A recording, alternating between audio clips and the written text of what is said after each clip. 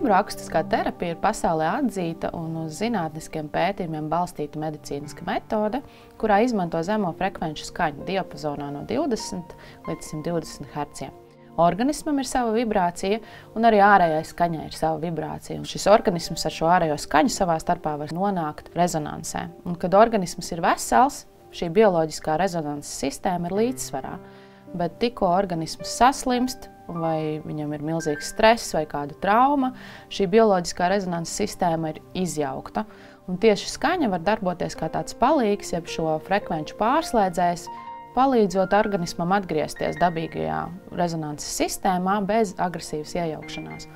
Un būtiski, ka šo metodi arvien plašāk izmanto visā pasaulē, gan Kanādā, Amerikā, Somijā, Norvēģijā un arī citur Eiropā. Un šo metodi arvien vairāk sāk izmantot dažādās veselības aprūpes iestādēs, rehabilitācijā, neiroloģijas un psihiskās veselības aprūpes jomā. Cilvēks skaņu uztver ne tikai ar dzirdi, bet sajūt ar visu ķermeni. Un zemās frekvences vibrācijas veicina dziļu ķermeņa relaksāciju. Tiek atslābināta gan nervu sistēma, gan muskuļi, mazinot stresu, trauksmi, muskuļu sasprindzinājumu un sāpes. Savukārt, uzlabojoties cilvēka asins cirkulācijai, tiek veicināti arī kognitīvie procesi, jeb domāšana. Šī terapija pozitīvi ietekmē gan cilvēku fizisko, gan mentālo veselību. Šī terapija var palīdzēt gan pieaugušiem, gan bērniem. Pie mums cilvēki visbiežāk vēršas, kuriem ir miega traucējumi, pārslodze, stress, galvas sāpju gadījumos, depresijas, psiholoģisku grūtību gadījumos, kā arī cilvēkiem ar autiskā spektra traucējumiem, cerebrālo trieku, ādas saslimšanām, piemēram, kā psoriāze, ar izdegšanas pazīmēm, trauksmi, miega traucējumiem, bērni ar psiholoģiskām grūtībām, mācīšanās traucējumiem vai, piemēram, pusauģu ar ēšanas traucējumiem, tāpat sportisti ar pārslodzi vai pēc traumām un arī klienti pēc operācijām.